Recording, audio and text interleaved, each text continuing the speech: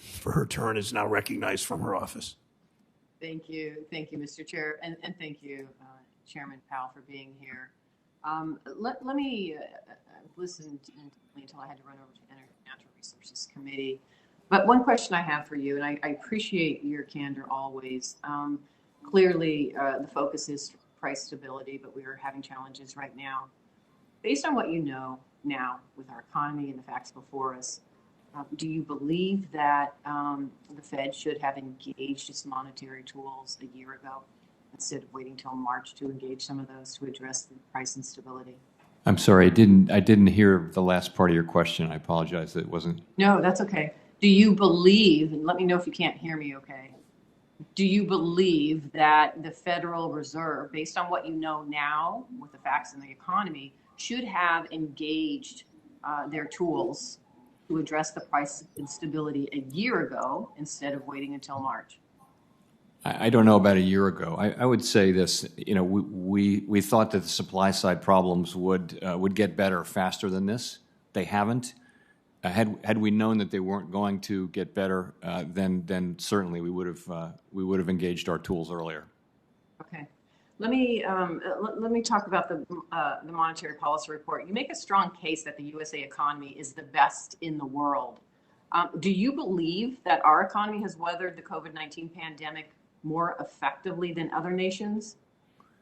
I think there's quite a lot of evidence to that effect. Yes. Thank you. And I appreciate your consistent focus on leisure and hospitality industry. As you well know, I talk to you about it all the time, coming from the state of Nevada. Can you speak to the Fed's report that wages in the leisure and hospitality sector are improving quickly? Yes, I mean that's an area where we've seen very large wage increases, but still, it's still one of those very much an in-person business, and I guess it's still difficult to hire people, which is, of course, why the wages have gone up so much. And why do you think that nearly a third of all jobs added to the economy in January were in leisure and hospitality? I'm curious.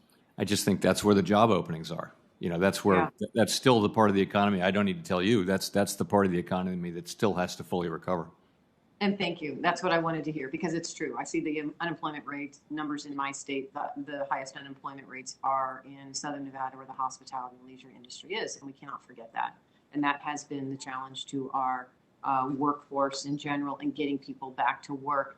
I know Senator Smith asked you this question, but let me just reiterate this, going back to a full workforce.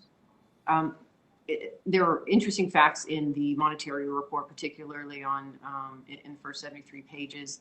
But there was nothing in the labor force discussion regarding about the importance of women in that labor force.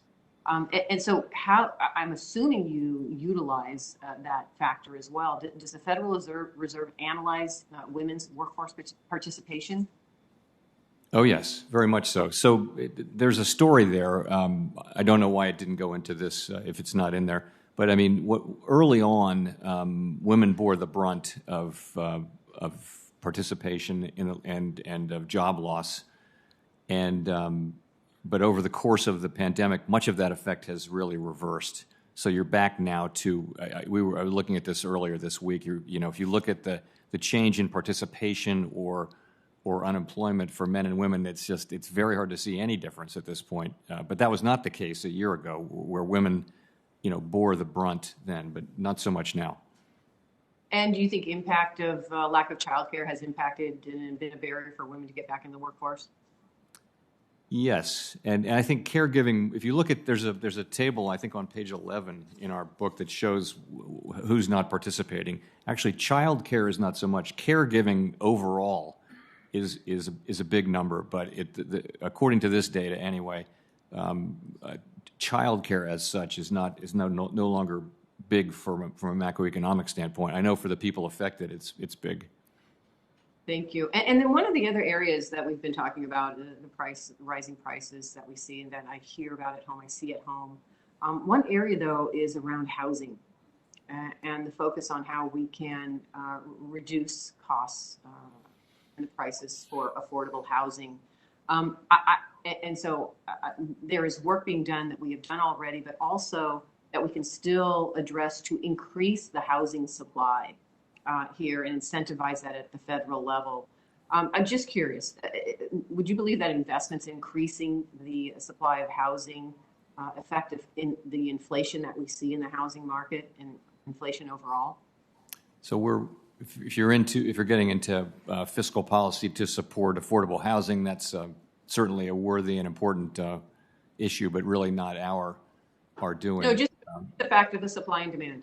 If what we're seeing is more of a demand for housing, a lack of supply, and if we are to incentivize that increase in the supply of housing, that should lower costs. That should help address the inflationary.